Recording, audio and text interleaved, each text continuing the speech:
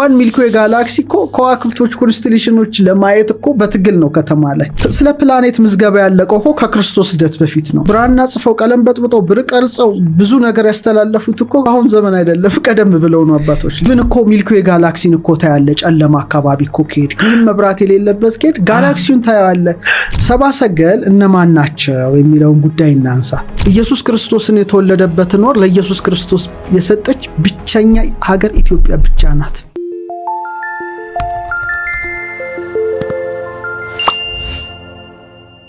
እንደውም እንደኔ ሰማይ የሚታየው ጥንት ነው እንጂ አሁን ምን ይታያል? በትክክል 100% ልልህ እችላለሁ።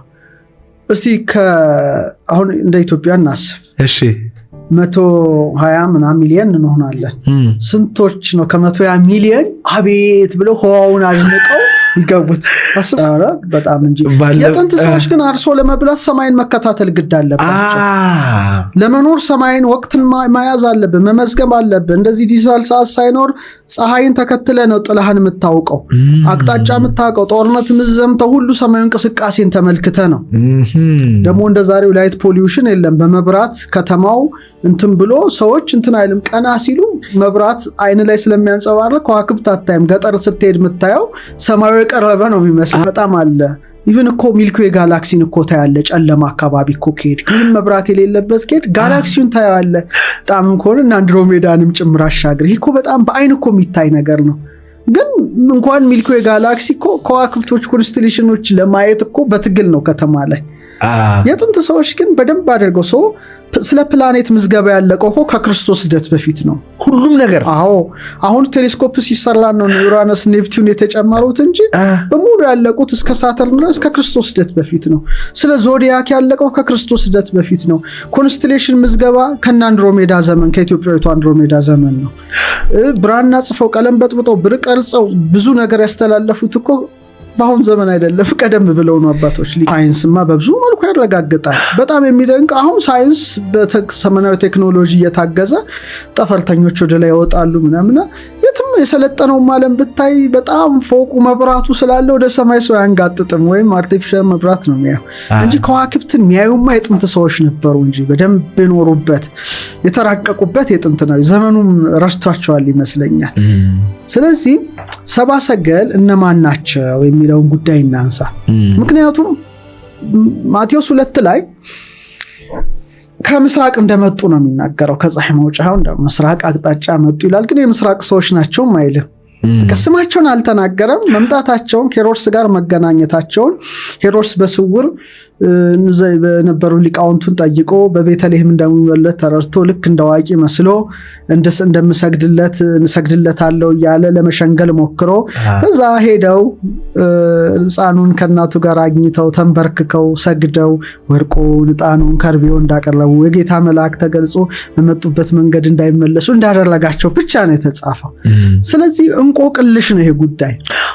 ይሄን እንቆቅልሽ ይሄን ፐዝል ማን ሊፈታው ይችላል ነው። ስለዚህ ከአንደኛው ክፍለ ዘመን ጀምሮ ያለውን ጉዳይ መዳሰስ አለብን ማለት ነው። እና በጥንት ከአንደኛው ክፍለ ዘመን እስከ አራተኛው ክፍለ ዘመን ላይ ስማቸው አልተጠቀሰም። ዘውል የተጠቀሰው ምንድነው? ሲጓዙ፣ ስጦታ ሲያቀርቡ፣ ሲሰግዱ ካታኮምብ አለ። ጥንት ክርስቲያኖች የሚሰቃዩበት ዘመን ስለነበረ ዋሻ ፈልፍለው ነው ዋሻዎች ውስጥ ነበር። ዋሻዎች ውስጥ ስዕል ይስሉ ነበር። ለምሳሌ በ3ኛው ክፍለ ዘመን የተሳለ ስዕል ሼር አረጋለው ሰብአ ሰገል ሲሰግዱ ሲያቀርቡ ይታያል። ስማቸው አልተጻፈም። ለምን ከዋክብት ተመራማሪዎችን መረጠ? ለምን እንዴት ተጓዙ? እንዴት ስጦታ አቀረቡ? እንዴት ሰገዱ? የሚል ነው ከአንደኛው ክፍለ ዘመን እስከ አራተኛው ክፍለ ዘመን የነበረው ጉዳይ። ልክ የዛሬ 1500 ዓመት 5ኛው እስከ 6ኛው ክፍለ ዘመን ጣሊያን ምስራቅ ራቬና ላይ በሚገኝ ቤተክርስቲያን በ520 ዓመተ ምህረት ላይ የሞዛይክ ስዕል አለ፣ የሰብአ ሰገል ስዕል። እሱን ስዕል ለተመልካቾች ብታቀርብላቸው ጥሩ ይመስለኛል። ለመጀመሪያ ጊዜ ስማቸው ተጽፎ ተገኘ እዛ ሞዛይክ ላይ። ጥሩ ወደ ክርስቶስ ይሄዳሉ። በእያንዳንዱ ስዕል በላይ የተጻፈ ስም አለ። አንደኛው ባልዛር ይላል፣ ሁለተኛው ሜልኪዮር ይላል፣ ሶስተኛው ጋስፖር ይላል ስማቸው። ይሄ እንግዲህ ጥንታዊው ማለት ነው። በቃ ስማቸው ስለ ሰብአ ሰገል ስም ለማወቅ አንዱ ትልቁ ጉዳይ ነው። አንዱ ባልዛር፣ አንዱ ሜልኪዮር፣ አንዱ ጋስፖር እና በግልጽ ይነበባል እዛ ሞዛይኩ ላይ ጡቡ ላይ ማለት ነው። በጣም የሚያምር ነው። እስካሁን ድረስ ስዕሉ በጣም በታላቅ ክብር ተከብሯል። ምክንያቱም የመጀመሪያ ምንጭ ተደርጎ የሚጠቀስ ነው፣ ሶርስ ተደርጎ የሚጠቀስ ነው። በእርግጥ ስለ ጋስፖር በተወሰነ ቶማስ በጻፈው አለ የሚል አለ፣ ግን እዛ ውስጥ ባንገባም ግን ጥንታዊ ይሄ ሞዛይክ ነው። ከዛ ከ9ኛው ክፍለ ዘመን እስከ 11ኛው ክፍለ ዘመን ያለውን ጉዳይ ስናይ ብዙ ሰዓሊያን የተነሱበት ብዙ ማብራሪያ የተሰጠበት ጊዜ በመሆኑ ሰብአ ሰገል ሲሳሉ አሁን ስዕላቸውን በተለያየ መልኩ ምናየው ይሆናል። 3 እድሜዎችን ያጣመሩ ሆነው ነው የሚሳሉት። አንደኛው አረጋዊ ፂማም ሆኖ ይሳላል። ሁለተኛው መካከለኛ እድሜ ሆኖ ይሳላል። ሶስተኛው ወጣት ወይም ልጅ እግር ሆኖ ይሳላል። ስለዚህ 3ቱን እድሜ ክልል ያማከሉ እንደሆነ በተለይ ከ9ኛው እስከ 11ኛው ክፍለ ዘመን የተሰሩ ስራዎች በሙሉ እነዛን የያዙ ናቸው። በጣም የሚደንቅ ትልቅ ክፍለ ዘመን ነው ማለት ይቻላል። እና ደግሞ 3ቱን የኖህ ልጆችን ይወክላሉ። አንዱ ሴማዊ ወይም የሴም ወገን፣ አንዱ ያፌታዊ የያፌት ወገን፣ አንዱ ካማዊ የካም ወገን ሆኖ ይሳላሉ። በ3 መልክ ነው የምታያቸው ሰብአ ሰገል። በአንድ መልክ ብዙ የተሳሉ አታገኝ። ይስሉ ይችላሉ ነጫጭ አድርገው፣ ግን የጥንት ሰዓሊያን በሙሉ የሚስሉት በ3 መልክ አድርገው ይስላሉ። ይህም ደግሞ ክርስቶስ የሁሉ ንጉስ መሆኑን ለማመልከት ነው። እንግዲህ በወቅቱ የነበሩት አህጉር 3 ናቸው። አውሮፓ፣ እስያ፣ አፍሪካ ናቸው። አሜሪካም፣ አውስትራሊያ እና 3ቱን አህጉር የሚወክሉ ሆነው ነው የሚሳሉት። አንዱ ከአውሮፓ ሄዷል፣ አንዱ ከእስያ ሄዷል፣ አንዱ ከአፍሪካ ተገናኝተው እጅ መንሻ ወርቅ፣ ዕጣን፣ ከርቤ አቅርበዋል ነው። ስለዚህ ክርስቶስ የሁሉም ንጉስ ነው፣ ወደ ንጉሰ ነገስቱ ነው እነዚህ ነገስታት የሄዱት የሚል በጣም በጣም ጠንካራ ስራ የተሰራው ያን ጊዜ ነው። ከዛ ከ13ኛው እስከ 14ኛው ክፍለ ዘመን ባልዛር አፍሪካዊው ወይም ኢትዮጵያዊ ልልህ እችላለሁ፣ በኋላ ወይ መጣበታለሁ፣ ጥቁር የፊት ቆዳ ሆኖ የሚሳል ነው። ጥቁር የፊት ቆዳ ሆኖ አፍሪካዊ ሆኖ የሚሳለው የንጉሳዊ ልብሱ ትንሽ ከበር ያለ ሆኖ ይሳላል በጥንት ሰዓሊዎች መካከል። ይሄ በጣም የሚገርም አንዱ ትልቁ እድገት ነው። ስለ ሰብአ ሰገል ለመመርመር ለማወቅ የሚፈልግ ሰው ይሄንን ማወቅ አለበት። ቀጥሎ 15ኛው ክፍለ ዘመን ላይ ሜልኪዮር አረጋዊው ነው፣ የአውሮፓ ንጉስ ሆኖ ይሳላል። ከአውሮፓ የመጣ ሆኖ የ60 ዓመት አረጋዊ ሆኖ ይሳላል። ጋስፖር ደግሞ መካከለኛ እድሜ የእስያ ንጉስ ወይም እንደ 40 ዓመት አድርገህ ማሰብ ትችላለህ።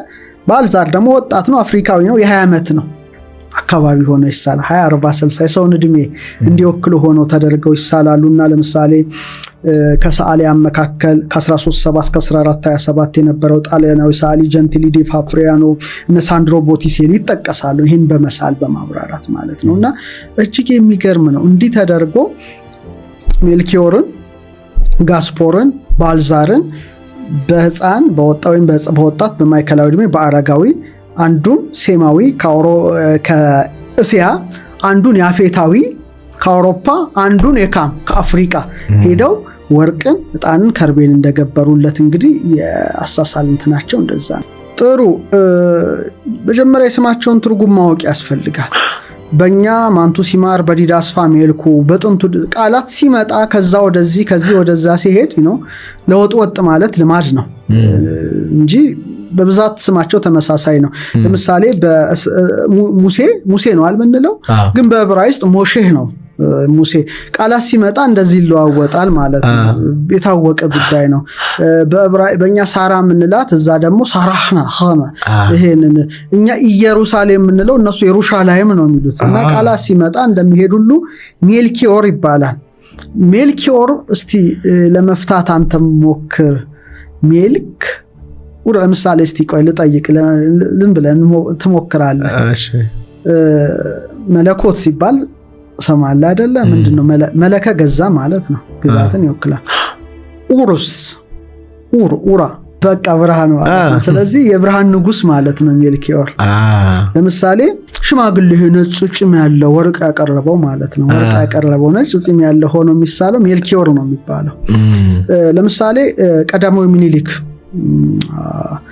እኛ ምኒልክ እንለዋለን እንጂ በዕብራይስጡ የሚጠሩት የዚህ ሊቃውንት ቤን ሜሌክ ምኒልክ ቤን ማለት ልጅ ቤንያሚን የቀኝ ልጅ ለማለት ነው።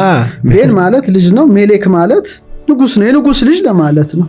ምኒልክ ማለት ቤን ሜሌክ ሜሌክ ንጉስ ነው መለኮት ወይ ምልክና ምናምን እንበል መለከ ገዘ ኡራ ደግሞ አንተ እንዳልከው ብርሃን ማለት ነው ስለዚህ የብርሃን ንጉስ ማለት ነው ይሄ ወርቅ ያመጣው ነው የሚጠራው በእኛ ሜልኩ የሚሉት ማለት ነው ቀጥሎ ጋስፓር ወይም ጋስፖር የሚባለው ይሄ ደግሞ ሀብት ጠባቂ በፐርሻ ጋንዛባራ ማለት ገንዘብ ያዥ እንደማለት ነው ገንዘብ ያዥ ገንዘብ ጠባቂ የሚል ፍቺ አለው በዲዳስፋ ማንቱ ሲማር በዲዳስፋ ሜልኩ እንደሚሉት እኮ ይሄኛውን ደግሞ ጋስፖር የሚባል ነገር አለ ሌላው ባልዛር ፍቺው እግዚአብሔር ንጉሱን ይጠብቃል አይነት ፍቺ ነው ያኛው ዕጣን ያመጣ ነው መካከለኛ እድሜ ያለው ይሄ ደግሞ ከርቤ ያመጣ ነው በአፍሪካዊ ወይም በኢትዮጵያዊ መልክ የሚሳል ነው በተለይ በጥንት አካድ በባቢሎን ቤልሻር ኡሱር ማለት አምላክ ንጉሱን ይጠብቃል ማለት ነው የሚገርም ባልዛር ወር ባዜር የሚሉትን ባልዛር ወይም ባዜር የሚሉትን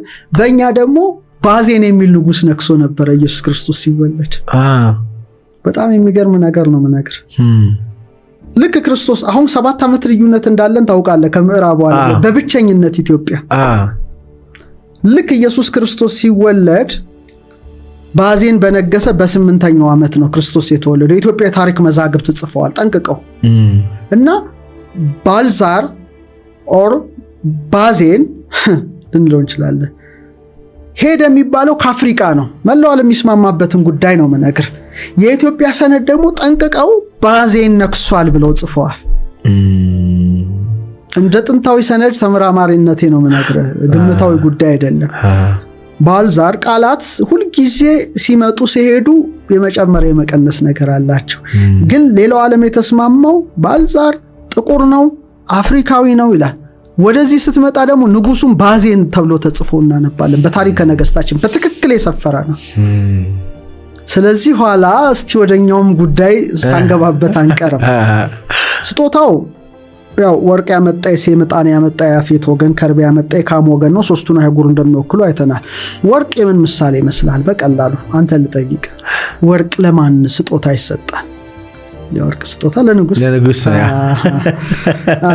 ስለዚህ ንጉሰ ነገስት መሆኑን ክርስቶስ ለማመልከት ነው ይህን የምንገብርላቸው ነገስታት ፍጡራን ናቸው አላማላፊያን ናቸው አንተ ቀድሞ ያልተፈጠርኩ ዓለም የማታልፈነ ሲሉ ነው ይላል ኢትዮጵያ መተርጉማ ወርቅ ዕጣን ደግሞ ምናጥናቸው ጣዖታት እንጨቶች ናቸው ያልፉ ናቸው አንተ ግን ቀድሞ ያልተፈጠርኩ ዓለም የማታልፈነ ዕጣን ነው ከርቤ ግን የሞት ምሳሌ ነው ያው ታወቃል ከርቤ በለተረፍቱም ጌታን አጠጥተውታል አመትና ከርቤና ምንም ቀድሞ ያልተፈጠርኩ ዓለም የማታልፍ ብትሆንም ወደ በለበስከው ስጋ የፈቃድ ሞትን መቀበል አለብህ ነው እዚህ ይገለጽላቸዋል ነው ሌላው ወርቅ ቅድም እንዳልከው የጠራ ነው እሱም ባህሪው ጽሩየ ባህሪ ነው ባህሪው የጠራ ነው ዕጣን ሙዝ ነው ይሸታል እሱም ሙዘ ባህሪ ነው መዓዛ አለው መዓዛውን ነው ለናሸታል ከርቤ መራራ ነው እንደምታውቀውና መራራ ሞትን ቀምሷል በፈቃዱ ከርቤ መራራ ከርቤንም ቀርቡና ብዙ ነገሮች ትርጓሜዎች አሉት በብዙ መልኩ ይተረጎማል ወርቅ ዕጣን ከርቤ ስለዚህ በተለይ ግን ንጉሰ ነገስት ሊቀ ካህናት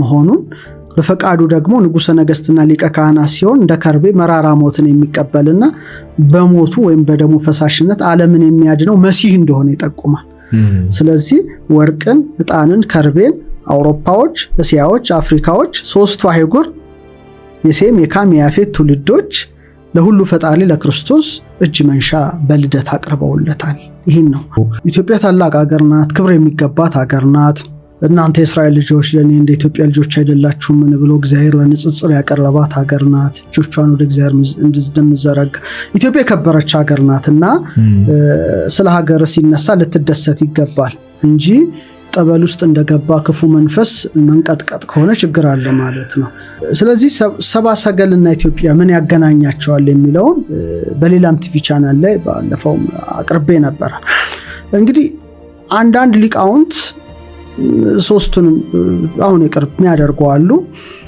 መተርጉማኑ ግን እንደ ትርጓሜ መምህርነት ደግሞ አንዱን የሴም አንዱን የካም አንዱን የያፌት ሶስቱን አይጉር ቅድም እንደጠቀስኩት አሁን ሶስቱም ናቸው አንድም ነው የሚለው እስቱስ መግባት አልፈልግም አሁን ለአንተ ላቀርብል የምችለው ኢትዮጵያ ነበረችበት ወይስ አልነበረችበትም እሺ ነበረችበት ወይስ አልነበረችበትም እንመልከተው እሺ ከዛ ነፃና አድርገው ነው ስለራስ ሲነገር ደስ ሊል ስለሚገባ ነው አሁን አንዱ ከአፍሪካ ሄደ ከተባለ ይሄ መላው ዓለም የሚስማማበትን ጉዳይ ነው ማቀርበው የራሴን ሐሳብ አይደለም። ስለሆነ ከአፍሪካ የካም ርስት ካም የት ነበረ? ካም ርስቱ አፍሪካ ነው። ኩፋሌ ላይ ተጽፏል በመጽሐፍ ቅዱስ ላይ። እስያን የያዘ ሴም ነው። ወደ አውሮፓ የተሻገረ ያፌት ነው። ይሄ የሚታወቅ ነው። የጣው ድልድል የካም ርስት መሆኗን አፍሪካ በመዝሙር 104 በቅንፍ 105 ቁጥር 23 አሁን እንግዲህ መጽሐፍ ቅዱሳዊ ጉዳይ ስለሆነ ማስረጃ አድርጌ ላቀርብ የምችለው መጽሐፍ ቅዱስን ነው። ሁላችንም እጅ ያለ ስለሆነ እና ታሪክ በኋላ ምን ይላል? ወቦ እስራኤል ብሔረ ግብጽ ወያዕቆብኒ ሀደረ ምድረካ እስራኤልም ወደ ግብጽ ገባ ያዕቆብም በካም ሀገር ተቀመጠ ይላል። ያዕቆብ የት ነበረ? መካከለኛው ምስራቅ ነው። እስያ አይደለ እስራኤል አለችው። በረሃብ ምክንያት ወደ ምንድን ነው የመጣው? ወደ ግብጽ ተሰዶ አልመጣም። ከዮሴፍ ልጁ ጋር ከቤተሰቦቹ ጋር መጥቷል። ስለዚህ ምን ይላል? እስራኤል ወደ ግብጽ ገባ አለና ግብጽ የካም ርስት መሆኗን አሁን ያሉትን ግብጻውያን ተመልከቱ። ጫጮቹ ያኔ ፒራሚድ የገነቡ ሌሎቹ ናቸው። ያዕቆብም በካም ሀገር ተቀመጠ ይላል። ኦኬ ሰው አፍሪካ የካም ርስት መሆኗን መጽሐፍ ቅዱስ በጉላ አስቀመጠልን። ግብጽን ጨምሮ ሁሉም አፍሪካ የካም ርስት ናት። ስለዚህ ከእስያ ያዕቆብ፣ ስለዚህ እስራኤላውያን ሴማውያን ናቸው። እስያ ውስጥ መካከለኛው ምስራቅ ነው ያሉት። ከዛ በረሃብ ምክንያት ወደ ግብጽ ወደ ካም ርስት መጥቷል ይላል። ሶ አፍሪካ የካም ርስት ናት ነው።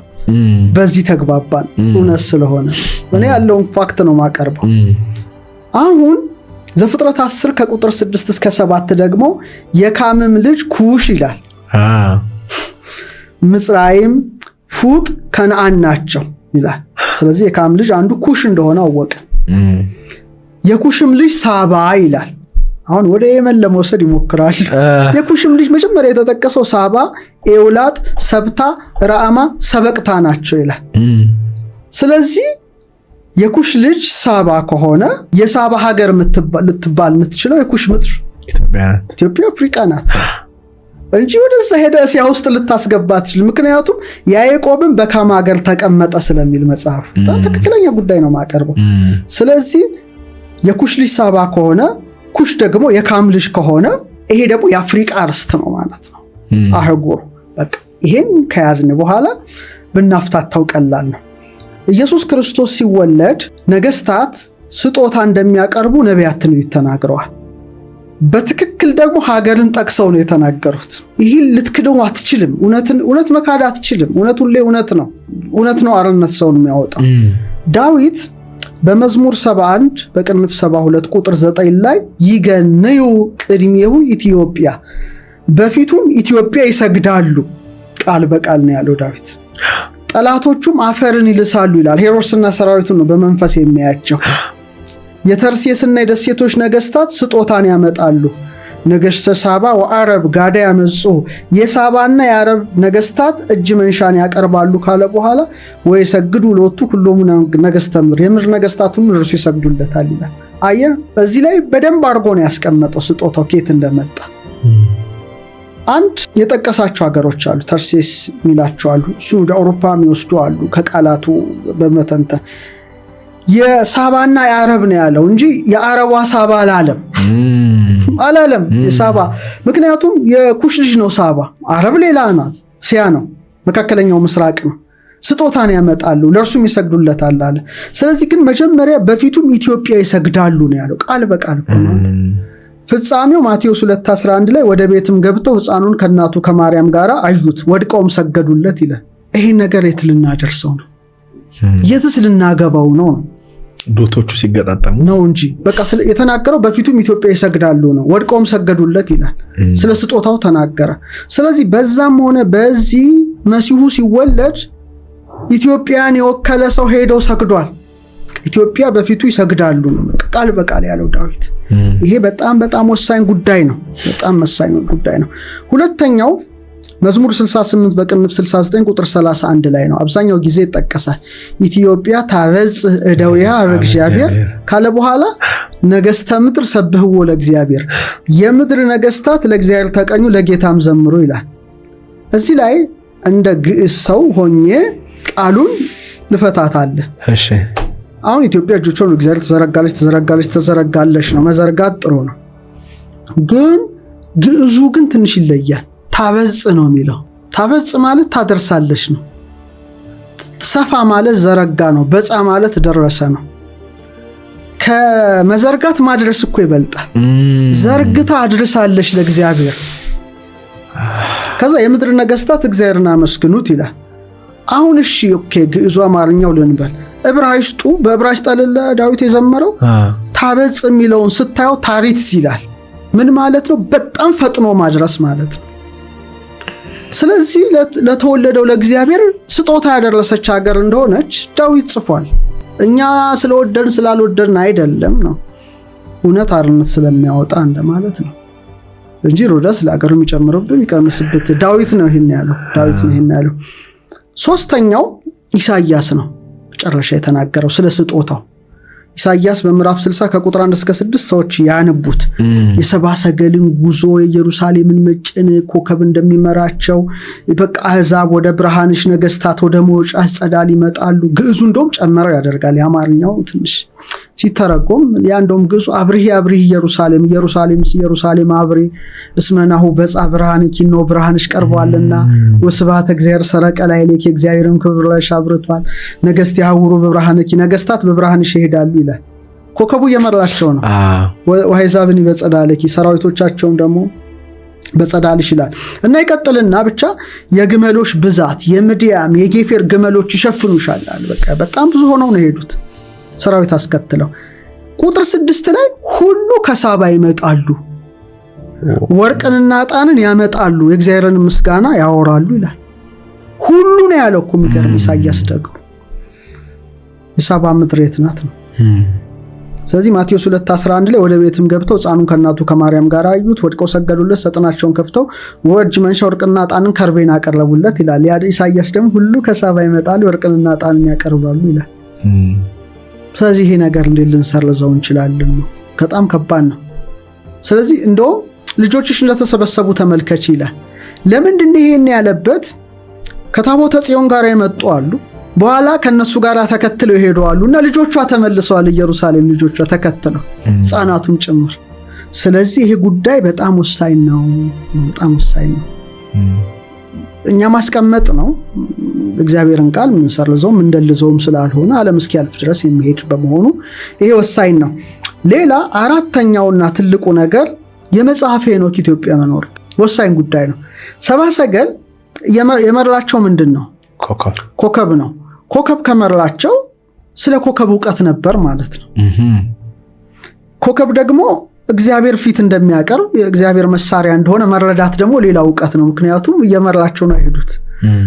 ደግሞ መጽሐፈ ሄኖክ ሲነበብ ሲተረጎም ኖሮ ዓለሙን በቅርብ ያገኘው ጉዳይ ነው። መጽሐፈ ሄኖክ ከነ ጀምስ ብሩስ የቅርብ ታሪክ ዴድ ሲ ስክሮል ላይ ቁርጥራጭ ነው የተገኘው እንጂ ሙሉ መጽሐፈ ሄኖክ ኢትዮጵያ ነው። ስለዚህ ሄኖክ ደግሞ ስለሱ ነው ስለ ጌታ ትንቢት ተናግሯል። ስለ ልደቱ የመሐላ ስም ክስቤል ቤቃ አካ እያለ ይጠቅሳል። አስታራቂው ሲመጣ ይለዋል፣ ህሩ ይለዋል። አየ ይሄንን ትንቢት ያነበቡ ሰዎች እንደሆኑ ተረዳለ። የተወለደው አይሁድ ንጉስ ወዴት አለ ነው የሚሉት። አይቴ ያለው ዘተወልደ ንጉስ አይሁድ ንግስናውን ነገር አይተዋል። የሱን ኮከብ አይተን ነው የሚሉት።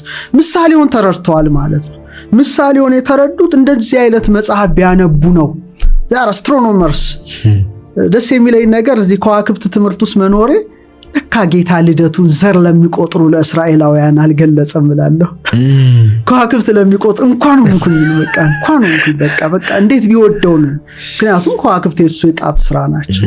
እና ሉሲያን እንዳለው the Ethiopians were the first to invent the science of stars and gave them to the planets የፕላኔትን ሳይንስ የጀመሩ ለከዋክብት ስያሜ ሰጡ። እና አንድሮሜዳ እና ካሲዮፒያ እና ሴፊሮስ የዛሬ 4000 ዓመት ኮንስቴሌሽን በስማቸው ያስጠሩ ስለሆኑ ሰብአ ሰገል የስነ ከዋክብት ተመራማሪ ከሆነ ኮከብ ከሚመረመርባቸው ሀገራት ውስጥ ናቸው ማለት ነው። ፐርሺያ ይመረመራል፣ ኮከብ ህንድ ይመረመራል፣ በአፍሪካ ደግሞ ኢትዮጵያ ይመረመራል። በጣም በጉልህ ማለት ነው። ስለዚህ ከሶስቱም ቦታ ተነስተው ተገናኝተው ሊሄዱ ይችላሉ። ኢሳይያስም እንዳለው ሁሉ ይችላል። አዎ፣ ስለዚህ ይሄ ነው። ሌላው አምስተኛው ማቀርበው ምንድነው? ስጦታ መስጠት ለኢትዮጵያውያን የተሰጣቸው ነው። ንግስተ ሳባ አንደኛ ነገስታት 10 ላይ 100 መክሊት ወርቅ እጅግ ብዙ ሽቱ የከበረ ዕንቁ እንደውም የሳባ ንግስት ለሰሎሞን እንደሰጠችው ሽቱ ብዛት አልመጣም ይላል። በጣም በመጽሐፍ ቅዱስ ቃል በቃል ነውና ያኔ ሽቱ ኤክስፖርት እናደርግ ነበር እንደማለት ነው። ከባህር ብዙ ጉዳይ ነው እስከ ውቅያኖስ ድረስ ያለ የምናውቀው ነገር ነው። ስለዚህ ስጦታ መስጠት ምንድነው ብርቁ ምንድነው ድንቁ ድሮም የተካንበት ነው። ስድስተኛና መጨረሻው ልነግርህ የምችለው እንደኔ እይታ ኢየሱስ ክርስቶስን የተወለደበትን ወር ለኢየሱስ ክርስቶስ የሰጠች ብቸኛ ሀገር ኢትዮጵያ ብቻ ናት። አዎ ሌላው ዓለም በፍጹም አያደርገውም አያውቀውም። የትም ዓለም ዙር እንግዲህ ስንት ሀገሮች አሉ ዓለም ላይ ብዙ ሀገሮች አሉ አይደል? አንዱም ሀገር ብትሄድ ወሩን ለኢየሱስ ክርስቶስ የሰጠ ከኢትዮጵያ በቀር አታገኝ። ታኅሳስ ማለት የመፈለግ የማሰስ ወር ማለት ነው። ሶስቱ ነገስታት ወርቅ ዕጣን ከርቤ ይዘው ኮከብ እየመራቸው እያሰሱ ከሀገር ወደ ሀገር እያሰሱ የተወለደው አይሁድ ንጉስ ወዴት አለ የእርሱን ኮከብ በምስራቅ አይተን ለእርሱ ልንሰግድ መተናል ብለው አስሰው ስላገኙት ነው ታኅሳስ የተባለ። የለም ምድር ላይ ብትፈልግ አታገኝም። ከዚህ በቀር ምን ልትለው ትችላለህ? እና ለሰብአ ሰገል የሰጠች ናት ወሯ። ሌላው ዓለም ምንም ልትለው አትችልም። ጣዖት ነው የተሸከመው።